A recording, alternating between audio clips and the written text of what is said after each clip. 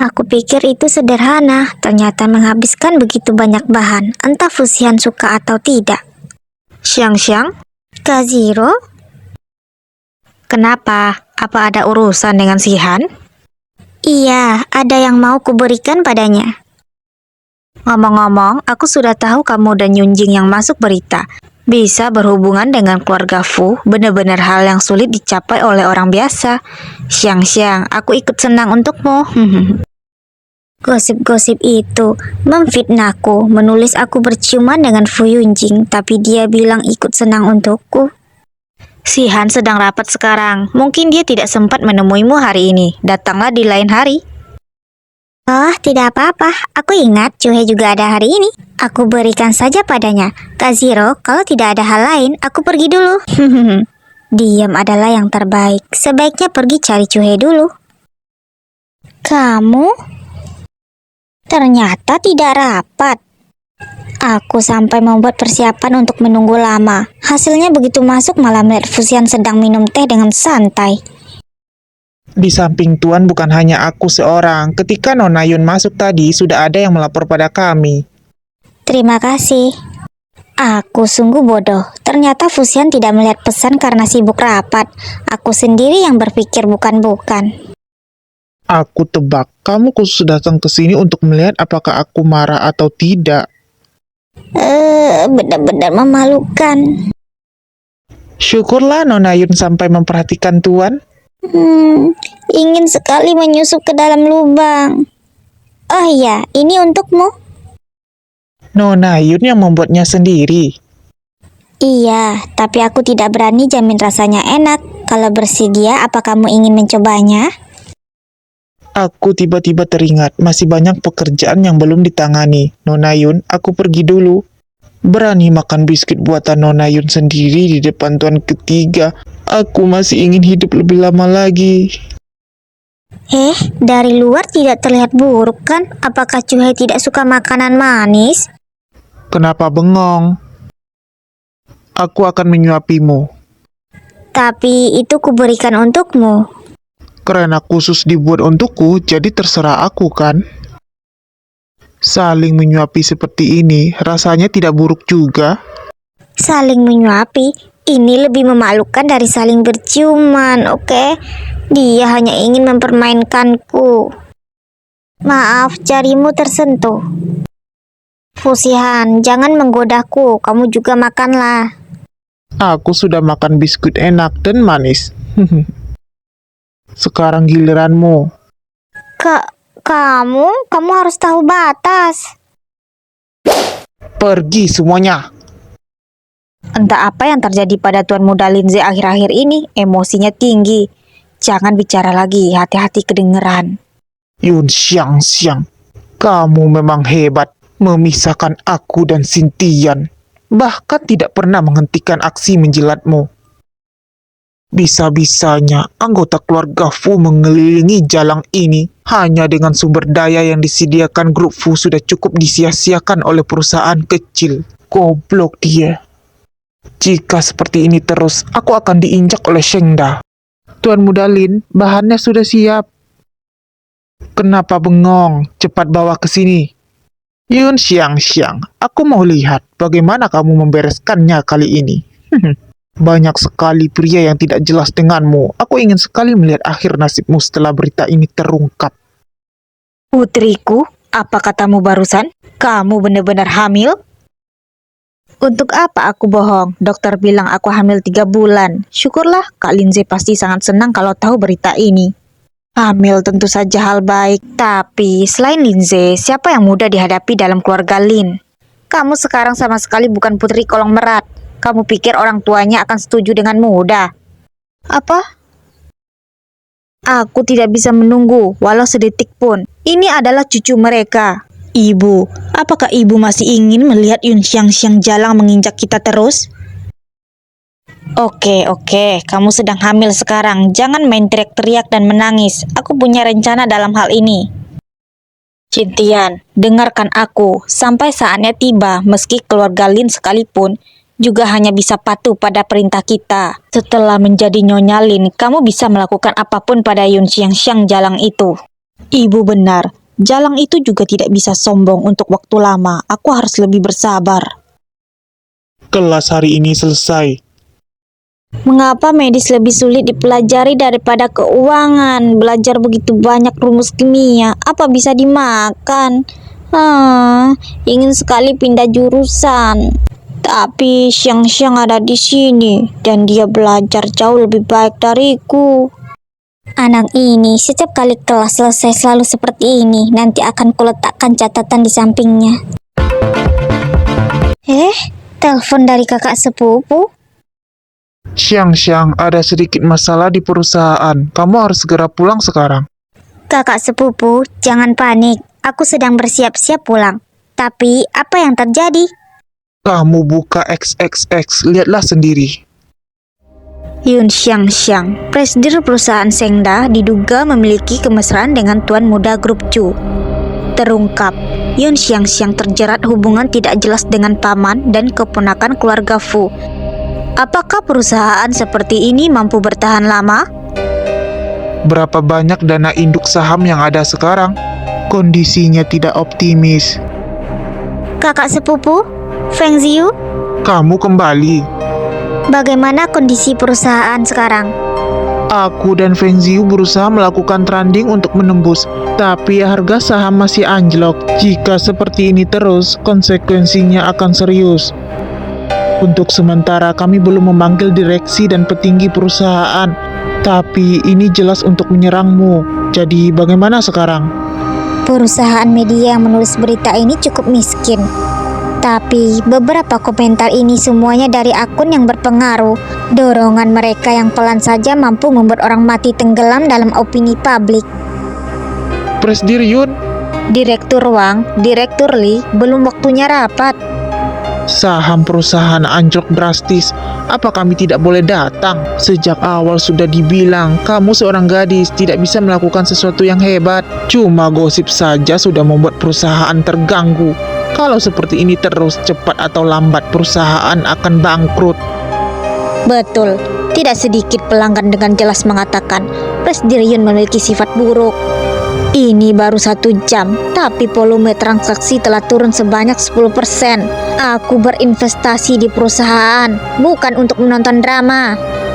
Presiden Yun tidak mungkin seperti itu. Pasti ada yang menjebak dia. Tapi aku hanya orang kecil, sama sekali tidak bisa berbuat apa-apa. Ini jelas jebakan. Perhatikan sikap dan cara bicara kalian. Direksi sekalian, aku sangat menyesal telah membawa dampak buruk bagi perusahaan dan direksi sekalian. Xiang, Aku bisa mengerti kekhawatiran direksi sekalian, tapi yang paling ditakuti sebuah perusahaan adalah hati manusia yang tidak mantap. Jika kita yang orang sendiri jadi panik, bukankah itu akan membuat maksud pihak lawan tercapai? Masalah ini mencurigakan, tapi tolong beri aku waktu. Aku pasti akan menyelesaikannya segera mungkin. Tolong percaya padaku. baik, jadi kami tunggu kabar baik dari Presiden Yun. Tadinya masih khawatir, tampaknya dia juga pelan-pelan tumbuh dewasa dan lebih kuat dari yang kubayangkan. Jangan lupa di like dan di subscribe. Xiang, apa yang harus dilakukan sekarang? Jangan khawatir, kakak sepupu dan Feng Ziyu panggil pemegang saham untuk mulai rapat. Aku akan menyusul nanti. Kalau Fusihan, apa yang akan dia lakukan? Tuan ketiga, hati Tuan tidak konsen, pasti karena telah mengetahui gosip Nona Yun yang tiba-tiba muncul. Selain itu, dari tadi hanya menatap ponsel. Mungkinkah sedang menunggu telepon dari Nona Yun? Baru disebut sudah datang. Kali ini Nona Yun mencari Tuan dengan cepat. Tampaknya usaha Tuan tidak sia-sia. Cuhe, minta Yunjing dan Nona Qin tunggu di ruang istirahat. Aku akan ke sana sebentar lagi. Baik. Apa katamu? Menikah? Betul. Kamu tidak bersedia? Ini bukan masalah bersedia atau tidak. Aku belum cukup umur. Bagaimana jika lain kali ada hal semacam ini lagi? Apakah kamu akan terus menghabiskan waktu dan energi untuk menjelaskan? Fusihan, Selama memberitahu seluruh negeri ini kalau kamu adalah wanitaku, pasti tidak ada yang berbicara bukan-bukan lagi padamu.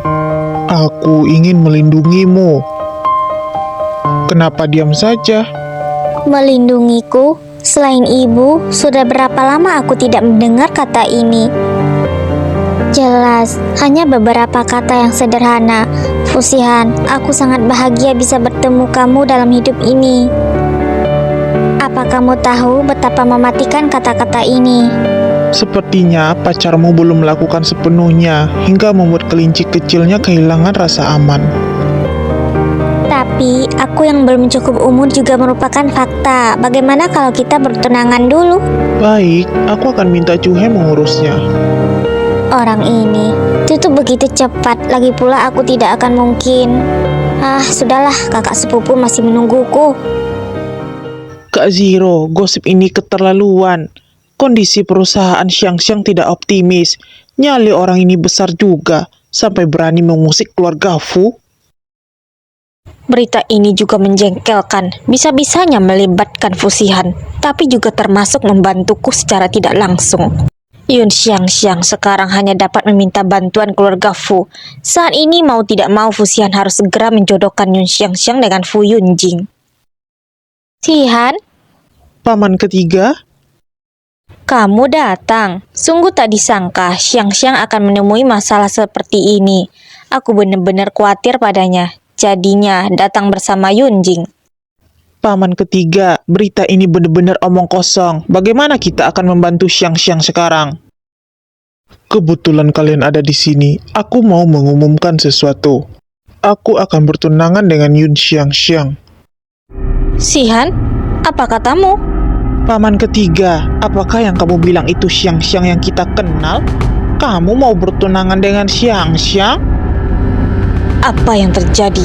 Mungkin Kasihan dan Yun Xiang-Xiang sudah bersama sejak awal? Aku berusaha begitu lama, tapi hasilnya malah jadi comblang dia.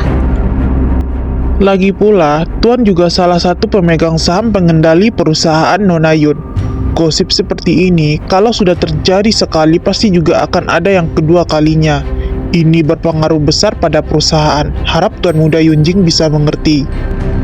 Yang bertunangan adalah aku dan Xiang-Xiang. Kenapa harus merepotkan paman ketiga? Apakah berguna jika bertunangan denganmu? Apa yang akan dunia luar takutkan darimu? Apakah takut kamu akan melakukan yang tidak-tidak? Bagaimanapun aku juga anggota keluarga Fu. Apa perlu paman ketiga bicara kejam seperti ini? Paman ketiga, tunggu aku. Ini masih bisa didiskusikan lagi kan? Dia rela demi gadis itu, tanpa peduli dengan reputasi keluarga Fu. Sihan, aku tidak mungkin cuma duduk diam saja. Tampaknya hanya bisa dimulai dari Yun Xiang-Xiang dulu. Keesokan harinya, Sungguh tak berani percaya apa aku benar-benar akan bertunangan dengan Fusihan. Dari kenal dan mengenal baik Fusihan hanya memerlukan waktu singkat setahun. Jelas-jelas aku takut padanya dulu. Sekarang kalau dipikir kembali, benar-benar seperti mimpi. Besok akan pergi memilih gaun. Sebaiknya makan lebih sedikit hari ini. makan sedikit tidak baik loh. Kak Zero? Boleh duduk di sini? Kak Zero, kenapa kamu? Kebetulan hari ini ada urusan di dekat perusahaanmu. Tak disangka malah bertemu kamu di sini. Sekarang hanya ada kita berdua, pas mengobrol akrab denganmu. Xiang-Xiang, kabarnya kamu akan segera bertunangan dengan Sihan. Apakah itu benar? Maaf Xiang-Xiang, aku selalu tidak tahu dengan pemikiranmu yang sebenarnya. Aku malah pernah bilang aku suka Sihan sewaktu di penjamuan. Sekarang, kalau dipikir-pikir lagi aku sungguh merasa sangat malu. Juga masalah Yunjing, aku harusnya minta maaf padamu. Siapapun tidak nyaman mendengar gosip-gosip itu. Maaf Xiang-Xiang, kamu bisa memaafkan aku? Cinta itu egois. Tadinya mengira setelah mengetahui hal ini Kak Zero tidak akan berhubungan lagi denganku. Ternyata dia begitu santai. Mungkin aku yang pikir berlebihan mengenai masalah foto. Aku seharusnya minta maaf merahasiakan begitu lama darimu. Masalah perasaan tidak bisa dipaksa. Cukup baik juga Fusian bisa memiliki pendamping sepertimu. Aku hanya berharap dia benar-benar bahagia. Oh iya, Xiang, karena kamu akan segera menjadi anggota keluarga Fu, ada satu hal mengenai Sihan, tapi tidak tahu apa harus kukatakan padamu. Kenapa jadi seperti ini? Xiang, apakah kamu tahu sebenarnya hubungan Sihan dan keluarga Fu tidak akur? Apa? Sejak kecil, Sihan adalah yang terbaik dalam keluarga Fu. Cabang dari keluarga Fu iri padanya selama bertahun-tahun dan ingin mendapatkan kekuatan finansial Sihan. Demi menghindari kekuatan keluarga, beberapa tahun ini banyak industri dalam keadaan tidak dipublikasikan. Xiang, sebagai teman baik dia, aku benar-benar takut. Ternyata ada banyak bahaya dalam keluarganya. Jika dia mempublikasikan pertunangan aku dan dia, sampai saat itu keluarga Fu pasti akan memanfaatkan aku sebagai terobosan. Maka usaha Fusian selama bertahun-tahun akan sia-sia. Tidak, aku tidak boleh membuat Sihan jatuh dalam bahaya demi kepentinganku sendiri. Pasti ada cara yang lebih baik.